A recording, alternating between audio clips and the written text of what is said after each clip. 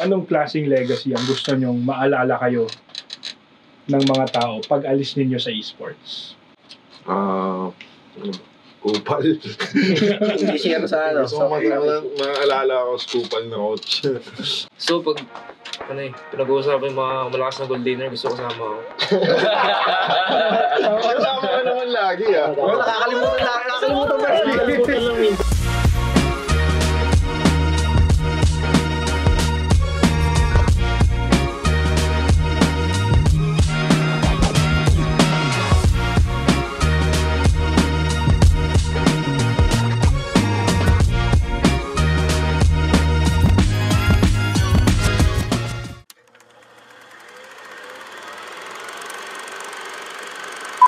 Thank you for accommodating us in your bootcamp. Napakaganda. And yeah, I'm Mario of All Star Magazine. And yeah, kamusta kayong lahat? Ayos. Oo.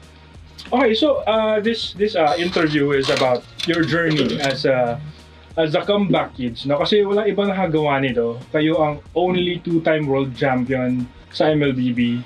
And you've been labeled as the curse breakers, no? Kasi may sumpa daw yung pagiging world champion. Kapag nag-world champion ka, hindi ka na magwawaging muli. So, since binansagan kayong curse breakers dahil na-overcome ninyo yung superstition na yun, no? Na walang world champion ang nananalo ulit. Anong masasabi nyo ron? Let's start with you, Ducky, kasi ikaw yung pinakaunang naging World champion. world champion. Actually, hindi naman ako naniniwala dun sa curse na yun eh. I mean, if you put in enough work kasi talaga, you'll definitely achieve yung mga ganung bagay. And it doesn't always have to be like a big thing. It can also be, daily things, mundane things. So, What about you, Flap, or Pando, Kyle? Since nanggaling kayo sa M2, di ba? Galing sa M2. Ano po? Siguro ano lang. Di rin ako naniniwala sa ganun eh. Sa curse kasi kapag pinaghirapan mo naman talaga yung bagay makukuha mo eh. Kaya pinaghihirapan namin lahat ng championship na nakukuha namin. Ayun po. pero late ko. Bakit sa tingin nyong nagkaroon ng downfall ang AP Bren after you won the M2 World Championship? Bakit? Ayan. Sa team. Ano siguro? Ayan. Kasama lang kanina. Pero siguro. Wala na sa focus eh. After manalo ng M2, parang mga feeling God na eh, ganun eh. Feeling God. Mga feeling sobrang lakas na. Kaya ayun, madali nang habulin ng ibang team. Hindi na nakafocus sa masyado sa pagpapalakas. Totoo ba yun? Naging mayabang kayo or naging sobrang confident kayo? Sobrang confident. Okay. Sobrang confident tas nagkasitamaran na. Ducky, tell me what it took for you to really overhaul the entire team again to championship form. Well, it took me 3 years. 3 years. Yeah, 3 years to build this back up again. Kasi those 3 years ago nung nanalo kami sa Singapore for M2. And it took me 3 years to get back on top. Luckily, I was able to, build up a new set of champions, with these boys. And luckily, hindi sila nagkaroon ng sintomas ng parang overconfidence na nangyari nung M2 roster namin. I think it boils down to the culture building na na-identify ko back in M2 na hindi pa pwede mangyari ulit if ever we win another world championship. And luckily then, it's working. But up to what point? So definitely someone out there, someone badder, someone faster, someone stronger will definitely come out. It's just a matter of time. So, what we're preparing for is, those kind of things. Let's go back to season 10. That was a very tumultuous time for Bren, no? Because I can remember you, Ducky, telling me na come season 11, baka wala na kami kapag hindi kami nanalo.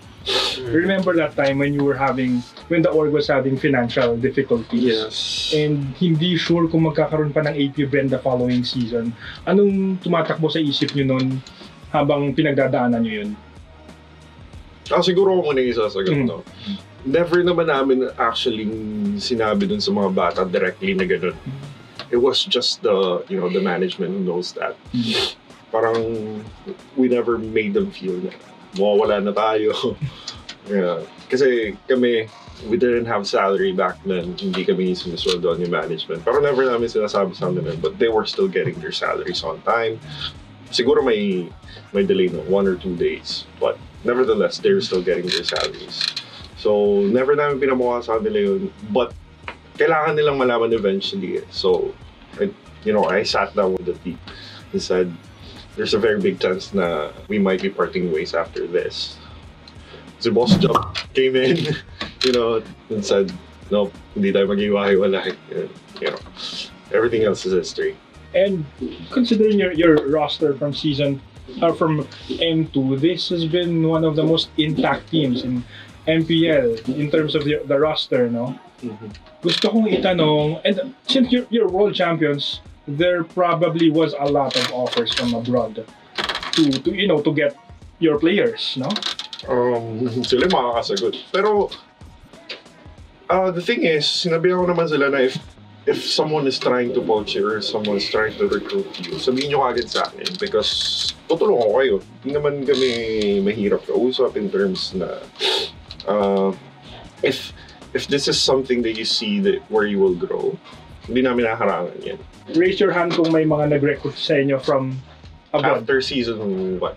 Siguro after Season M2 11. and M5. Sa akin, M2 definitely meron. It's like a few, ewan ko. Meron ba? Pero nagsasabi ka, Kaya di ba, M2 yung Kahit naman yung mo, yung offers mo. Uli na Wala ako. Wala ka. Hindi ko. Okay. Hindi mo naman Hindi ko na maalala. Any offers? After M5 wala. After M5? Wala po eh. Wala. Hindi. Depende siguro kung Throughout your stay in MPL. Super Marco meron yan. Meron. Sasabihin ko yung kay Mark. Nagsabi sa akin yan. Hindi, gusto niya pero walang offer. Pero walang offer. Sabi niya, coach, gusto kong pumunta sa blacklist. Pero tagal na yun. Defensive! Si Kyle TNC meron yan. Si Kyle meron. Meron. Sa akin, Sabi mo na. sabi mo na, hindi naman nakakaya yun. I-recruit ka. Dati, no season 11. Anong Omega po? Season 11, after season 11. Hindi. Season 11. After season 11 yun. Same rin pala sa akin. Pero hindi yung management Omega na din. kumakausap Omega sa din. akin. Kinakantsawan ako ni ito Max. Okay. Gusto mo malaman what made you stay? Nag-stay ako kasi may tiwala sa teammates ko eh. Tsaka nakita ko sa kanila na parang willing to change. Thank you, Gina. Willing to change. Possible. So naman tayo, bakit ka nag-stay? Ikaw hindi. Hindi ko nakikita yung sarili ko. Wala ka na pag-asa pre. Hindi mo nakikita yung sarili mo. Parang hindi ko nakikita nag-grow ako pag lumipat ako dun. Bakit? Parang hindi ko makita yung sarili ko na mag-grow sa ibang team. Mas comfortable na ako dito. Okay. About the sacrifices na hindi namin alam. Kasi alam namang mga tao na you sacrifice your time away from family, you sacrifice your studies, and you're also sacrificing every day by playing straight, mga 12 hours a day, no? Anong mga sacrifices ang hindi namin alam bukod dun sa tatlong minention ko? Mga sakripisyo na hindi alam ng mga fans nyo, ng mga tao sa paligid nyo na pinagdadaanan nyo. Sa akin, ganun. Ayun lang. Ayun lang yung sa akin. Siguro yung enjoyment sa sarili. Enjoyment sa sarili. Wait, Time. ganito, example. Sa sarili. Self-time. Self-time. Self-time, that's very good. No, I mean that's a good, that's a very insightful answer. Kasi, for example, dati yung ka-teammate si Carl TZ, sinagot niya sa akin, ang pinaka nanghihinayang siyang sakripisyo niya is yung youth niya. Kayo rin ba, for example, hindi siya nakapag-hangout, hindi siya nakapaggala with friends or with kapitbahay, with classmates, naramdaman niyo rin ba yun? Opo, ganun din. Sa akin, ganun din po. Kasi, since 2018 pa ako buhay ko na lang bootcamp bootcamp, tas tournament, tas since like 2018 pa. So, yung circle of friends ko, nagre-revolve na around sa esports. Para sa akin ganun din. Kasi yung mga friends ko, outside esports, parang medyo maano sila, out of touch. Tsaka hindi na sila masyado na nakapag-hangout, tsaka hindi na sila nakapag-catch up. Marami rin talagang times na parang gusto kong at least may time na para talaga mapag-meet sa friends. Pero gusto niyo rin naman yung ginagawa niyo, parang yun na talagang sacrifice. Sports din naman. May mga panghihinayang bang sana nakapag-gala din ako dati nung Wala, bata pa. siguro yung pag-aaral lang. Minsan naisip ko parang Bumalik kaya. gusto ko gusto ko pa rin yung makatapos, gano'n, gusto ko pa rin ma-experience yung college life, gano'n. Yun lang siguro yung pinakamalaking sacrifice na naisip ko. Naisip mo ML pa player bang... ka. Oo. Kasi siyempre pag ML player ka, dapat focus ka talaga eh. Especially pag gusto mo mag-world champion, gusto mo mag-abutin yung mga... Hindi ka na talaga hindi mo talaga, mahirap talaga ipagsabay eh, gano'n. Yun yung mawawala din sa'yo. Give and take lang eh. Kanyari, kung piniling mo mag-aral, mawawala yung pag-email mo. Parang feel ko, di na talaga siya either isa mawawala sa kanila. Pagkatapos ng M2, kinalimutan na kayo ng mga tao. Parang wala nang umasang mananalo ulit kayo. Anong naramdaman nyo nung time na yun? Na sobrang mediocre na lang yung AP Bred nun. Hindi naman namin kailangan ng maraming tao sumusuporta eh. Kahit isa, dalawa, okay na yun. Kasi totoo lang, konting push lang naman yung kailangan ng mga bata eh. To come back. So, yun. I think that's what I feel about that. So, kayo naman, yung mga players, Kyle, Go. Flap. Go lang ano. Ang dami mo. Nung sa M2, walang tiwala na yung mga tao. Wala na, season 10, wala naman. Wala nang flap TC sumisigaw, ganun. Okay lang. Kasi kasalanan ko rin naman kasi parang nagpabaya na rin ako nung that time sa paglalaro eh. Kaya feel ko deserve ko lang din ganun. Paano mo na rekindle yung passion mo for the game? Nung naghihirap na kami. Naghihirap. Ano ba, makain na ba tayo? Pag-usapan natin yung anong nangyari sa'yo? After M2, ang dami yung pera. Naubos mo lahat yun? Hindi ko po naubos lahat. Inipon ko lang. Yung aksi mo. Hindi ko po naubos lahat yun. Ngayon. Anong mga excited kayong paggastosan ng mga prize winnings nyo? Mga luho? Tingin ko sa mga luho ko talaga computer parts. Tsaka mga groceries. Especially groceries kasi nung mga bata kami, bitin kami sa mga ganun eh. So wala na yung mga chichirya, mga yung paborito. Yung unahin talaga namin. Kaya pala. Ano yung pakita ko sa'yo mamaya? Ikaw naman, Flap. Wala po akong mga luho eh. Hindi po ako mahilig sa mga bagay-bagay. Siguro pagkain lang. Grabe Adidas na shits mo ah. Halata naman eh. Adidas na glasses mo. Pagkain lang siguro. Ano to? Ano tong Adidas na glasses mo? Wala yung friend eh. Sweet yan friend eh. Adidas na glasses. Yung frame yan ng Adidas. Kailangan to eh. Kailangan. Bakit kailangan yan? Bakit kailangan? Pwede na Adidas pa. Di ko alam, yung mama ko pumili na ito. Bakit kailangan? Explain mo. Wala daw luho. Parang iklino. Wala po mata ko eh. Malabo ba? Ikaw kailan? Ito maluho. Saan pa, sapatos lang po.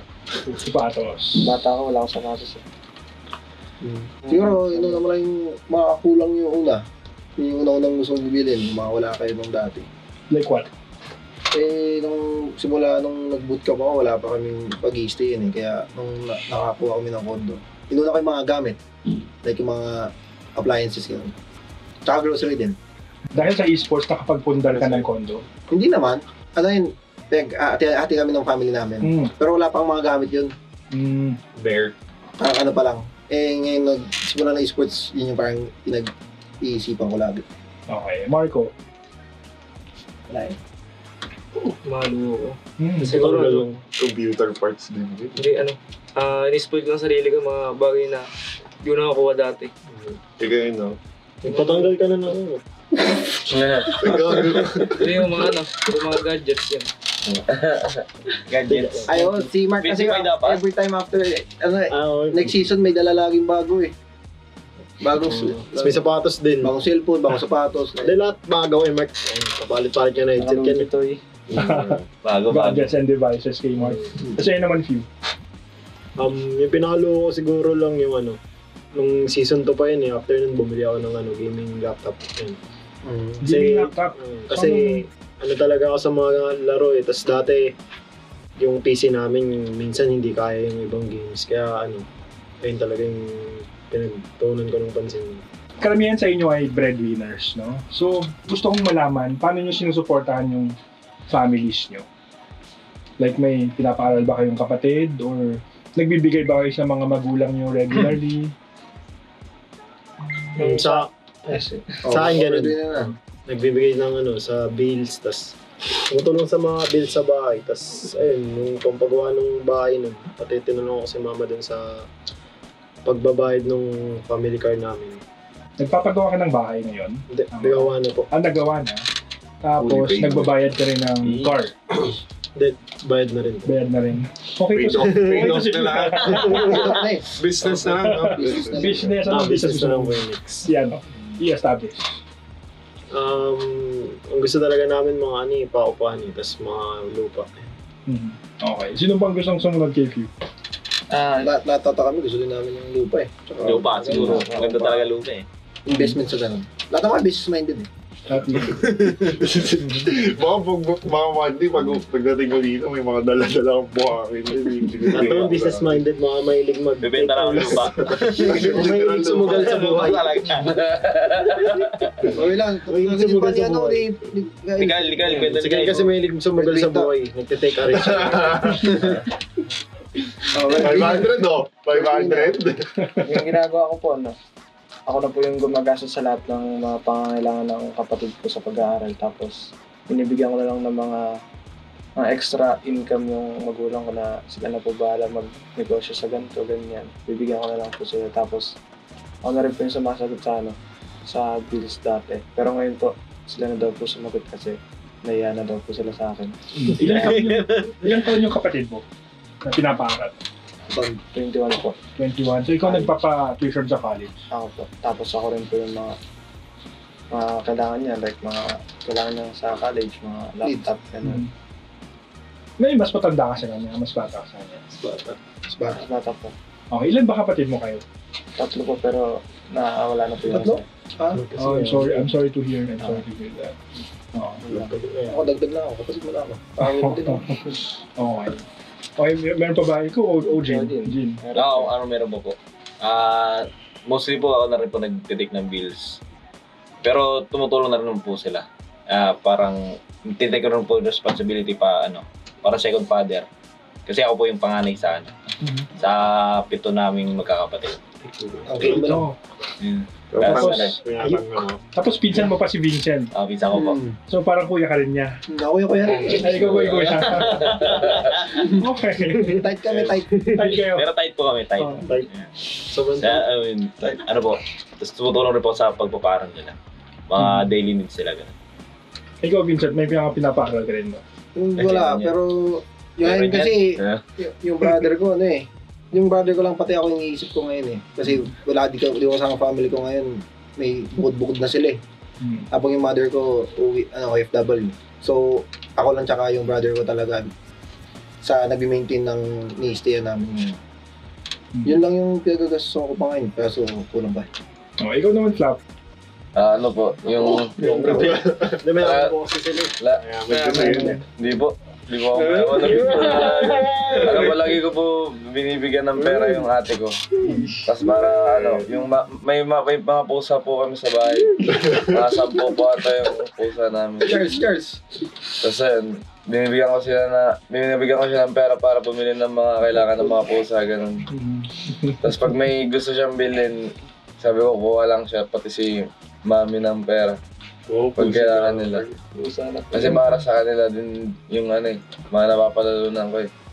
Para sa mga pusa. Tsaka at saka sa family ko rin po. Pussy lover ka pala talaga. Pussy order. Pussy order. So that's very heartwarming to hear, no? Now, ngayon naman, dako tayo sa mas medyo seryosong kwento kasi dati nagkukwento sa akin si Ducky, no? Meron siyang lola dati na bata pa siya, 12 years old. Nagluluto yung lola niya ng pata. Tapos hindi siya makapag-antay. Do you remember that story, Ducky? Na palagi niyang tinatanong sa lola niya, Lola, pwede na bang kumain? Pwede na bang kumain? So paulit-ulit si Ducky nun. And then, nakulitan sa kanya yung lola niya. Sabi ng lola niya sa kanya, Apo, kailangan mong magkaroon ng pasensya sa buhay. Hindi mo makukuha lahat ng bagay na gusto mo sa isang iglap. So, naging core memory yun para kay Ducky. Meron din ba kayong similar memories or experience na ganun na iniwan sa inyo ng mas nakatatanda sa inyo or ng mentor nyo? Or ni Ducky? Mga turo ni Ducky. Wala ako tinuturo sa mga... Parang same ano lang din yun. Na hindi lahat ng bagay makuha mo ng na madali. Kailangan mong paghirapan talaga. Sa akin turo ng tatay ko. Laging maging mabait kahit anong mangyari. Bakit niya itinuro yun sa'yo? Bait ba? Bait nga. Kasi, immigration. Mostly, may kami, parang the bottom pit kami, parang may hirap kami. So parang yun na lang yung way para may pakitungo sa mga tao. Kasi yung tatay ko yan friendly. So yun yung laging tinuturo niya sa akin, may mabait. Gene, pangalawang beses mo nang sinabing mahirap kayo dati. Pwede mo bang ilarawan sa amin kung ano yung definition ng mahirap? Gaano kahirap? Gano'ng kahirap? Yung definition ng hirap nun, mostly araw-araw, in 1 week, parang sabaw lang ulam na. Yun. Tapos yung sabaw pa yun, lagi namin sa kapitbahay na karinderya. Lagi namin hinihingi. Tingi lang yun. Tapos yung kanin, yung pamahirap pa, minsan mga lang, kanin pa ng lola namin. Parang hirap natira talaga. pala kayo dun sa Dito nakikitira lang sila sa loob. Nakikitira lang kami, wala kami sariling bahay.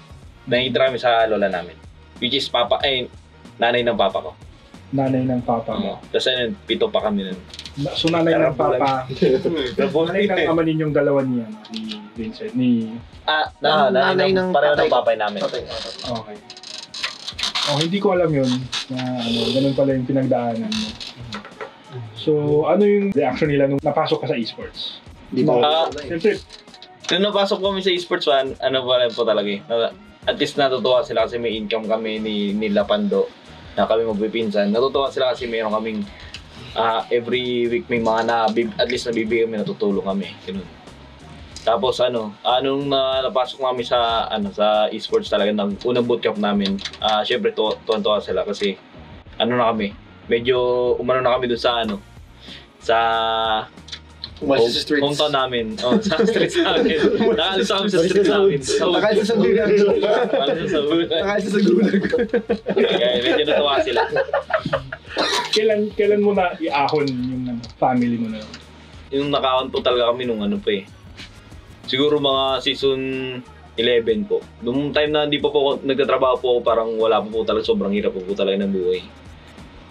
Noong time na nanalo po kami ng ISF, yun po talaga yung parang breakthrough namin na parang unti-unting hinga-hinga. Nakasustain na. Nakasustain. Alam mo, hindi mawawari kasi palagi kang nakangiti. Hindi mawawari na ganito yung klaseng buhay na meron ka dati. Thank you for sharing that with All-Star, Ogwen. Let's shine a light on the unsung heroes around you. Sino sa tingin nyo ang taong deserve ng mas maraming credit kaysa sa credit na currently nabibigay sa kanya? Boss Job. Yeah, si Boss Job tsaka si Jeff. Boss Jeff. Saka si Kuya Ronel. Ronel. Yung mga taong hindi natin nakikita in front of the camera, definitely, all the staff of AP Brand, nandiyan sila Nin, sila Boss AJ, sila Boss Job, si Jeff, nandiyan. Si Adi. Yeah, si Adi. Ate Mian. And so, all the staff na hindi nyo nakikita, to lessen the burden ng, yung clerical things na kailangan gawin na hindi naman na nila kailangan makita. Yun. Sila ang definitely unsung heroes, and of course our fans. Tsaka si Pandora. Tsaka si Pandora. Pandora. I wanna talk about Pandora later kasi The unsung hero talaga. Sa hero. Galing eh, no? Galing na. Unsung hero. The hero yan, the hero. The hero we never needed. O sige, let's go to Pandora. Pandora. Anong sikreto sa pagiging good, excellent sixth man?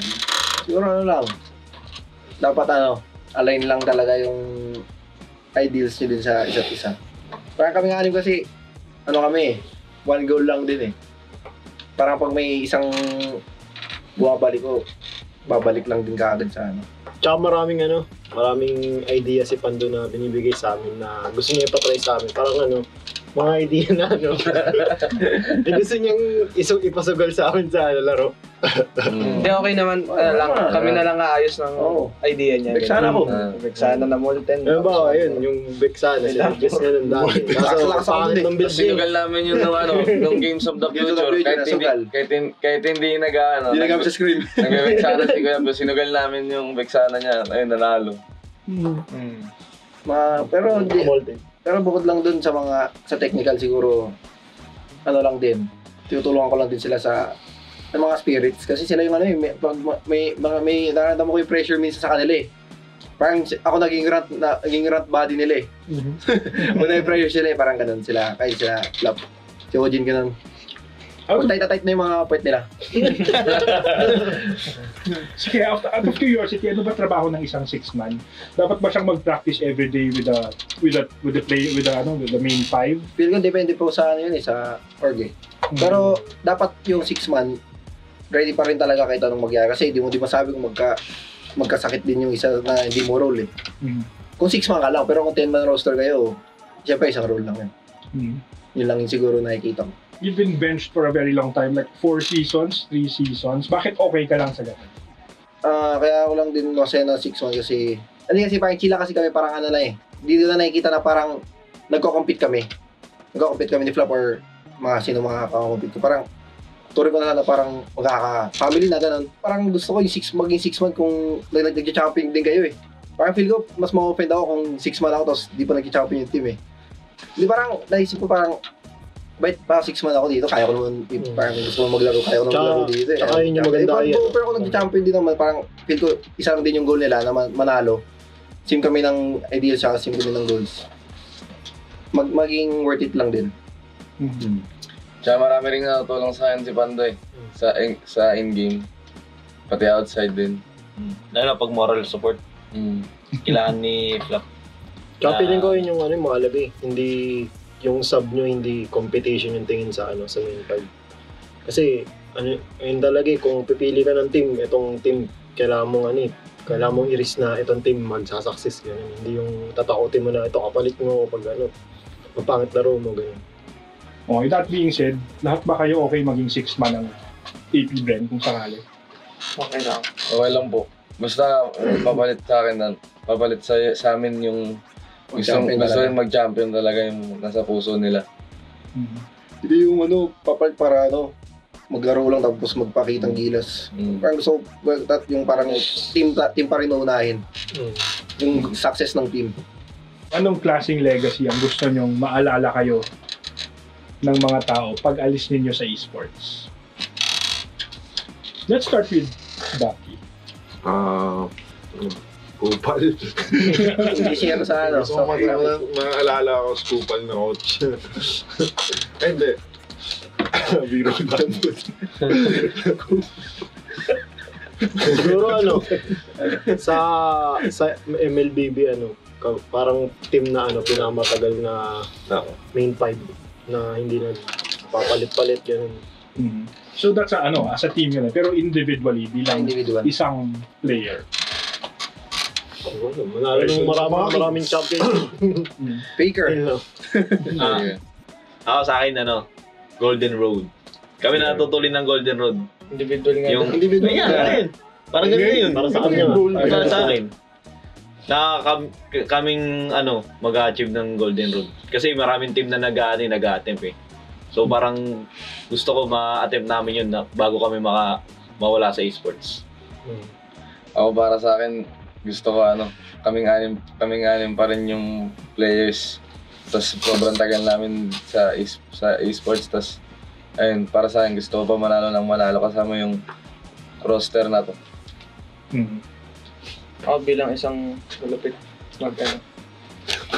friend rin. Fred Rin, may kilala ang Fred mag ano. Fred Rin? Gagawa siya ng skin ni Fred Rin, ganun. Ikaw nagagawa ng ano?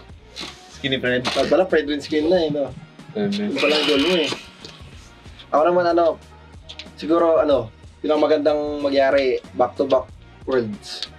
Kasi papansin ko sa ibang game or ibang sports, doon na yung GOAT Like nga sasabing GOAT ka kung nag-back-to-back kayo na worlds Sa ibang sports, sa ibang ibang MOBA. Pag yung worlds talaga yung pinakamalaki para sa akin. So pag back-to-back or at least repeat na back-to-back. Talaga, parang yun talaga yung legacy mo na. Back to back. Back-to-back. Legacy mo na talaga, di ka na makakalimutan dun sa Wikipedia. Okay. Gusto na mawala tayong MVP. Yota. Akin lahat ng MVP. Yota. MVP. Margo, ang gusto mo? Ang gusto ko? Gusto ko silang makasama. Sa next season. Pero yung Legacy. Legacy yan ang legacy gusto mo. anong gusto mong maalala ka ng mga tao? Wala ako. So pag pinag-uusapan yung mga malakas na gold dinner, gusto ko sama ako. Kasama ka naman lagi Nakakalimutan ba? Nakakalimutan lang minsan. Nakakalimutan pa rin yan. Naalala ko pa rin naman Okay. Ay, nakasagot ka na pala, Few, no? Oo. Ako na lang. Kasi parang sobra yung sagot ko.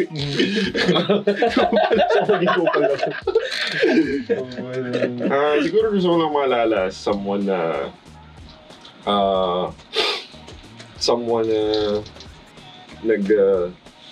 nag-inspire ng, a group of young men towards something bigger than themselves. Yun lang. It's very beautiful Yeah. answer. Okay. Quote na yun. Anong sa iyo? Sa Yusuf yan. Ano yan yung Ligatan sa opening lang. party? Hindi, closing party na yan. Opening yan. Opening yan. Hindi tayo nag-closing. Walang closing sa Opening party of ISEP. Okay. Kasama namin yung ibang Seaball team. Yeah, that's Seaball. Yash. Yeah. Tapos maraming nagkukumlulan doon kahit di nila alam yung Mobile Legends. Hindi lang kasi Mobile Legends yung laro Maraming laro. Masaya ba yung party na to? Hindi ako. Masaya naman po. Oo, masaya. Masaya kami niyan Ganda nung drones. Nag-ikot-ikot kami Yeah, dyan mga drones yan. Tapos nag-ikot-ikot. Saka late din kasi kami dumating. Iba yung flight date nila. Pero wala si Marco dyan. Tapos na yan. right. Tsaka lang kami dumating. Uy! Ako nag-take ng picture na yan. Ako nag-take. Parang bawi ko lang yung kay Flap. Na kasi Anong ginagawa mo exercise dyan, Flap? Nag-ano siya, nagpe-pektik siya. Pag for back, shoulder back. Ba't parang Gigim si sa anytime. Kasi nagbi-video ang kami ni Ojin ng mukha. Huwag yan lang yan. Papakit ang mukha namin pag nagbubuhat. Panimula pa lang yan ng journey namin. Kaya puro opalan pa. Kaya pa lang, biruan pa. Ngayon wala dead. Saan to kinunan? Saan mo kinunan? Saan yan? Sa Anytime fitness. Makati, Ocampo, sa Anytime Fitness. Anytime Fitness. Gaano katagal kayong gaano kadalas kayo mag-workout? Workout kami dati 6 times in 1 week. 6 times One day pahinga. Ngayon? Mostly pahinga. Depende kasi Depende pag sinipot. Kapag minsan stress sa scrim tas pipiliin na lang namin mag-rank games ganun kaysa mag-workout. Pero ngayon, depende na sa tao. Oo, ngayon may kanya-kanya. Dati kasi kami isang program lang. Ngayon, kanya-kanya ng Kanya-kanya split. Kanya lumipat kami ng bootcamp. Okay. Split na kayo, ha? Okay, the next photo is... Okay! Emotional lang yan, emotional. High lang sa Ano yan? Baby na Emotional lang yan, daw kasi. Kaya ang kwento ni Ojin yan, nung nanalo lang Naiyak na daw sila. Kahit hindi masyadong hype yung pagkapanalo namin yan kasi one-sided yung game 3. Pero naiyak daw siya dahil nakita niya si Coach Ralph naiyak. Naiyak din siya. Naiyak na rin ako. Anong event ito? Anong game? Sige. Yan yung yun yung very first champion. Success. Simula nung nag-champion kami, sunod-sunod na dyan. So, So this is the first time you represented the Philippines? Yes. Okay. The last one is... Okay, we caught just to give you a context. Nahuli namin si Daking nire-raid yung mga pagkain ng media. So yun yung mga Huli ka ngayon. Isang buong bag, binigyan pa kayo ni Daking. Lahat binigay sa Pero yun talaga, bigyan talaga namin ni kay Coach Dax. Food trip namin yan habang nag-i-screen. Hindi naman ako, hindi nga ako kumakain yun. Ibigay ko sa nila lahat yun eh. Oo, okay. So that's... Para siya yung namin. Siya yung supplier. Source. Insider namin yan eh. Siya yung source. Ano bang favorite yung kinukuha galing sa media? Yung stick. Stickos. Oo, sige. I-request namin. Stico Piatos. Stico Piatos, sige. Noted. We are AP Friend. Please follow All Star Magazine.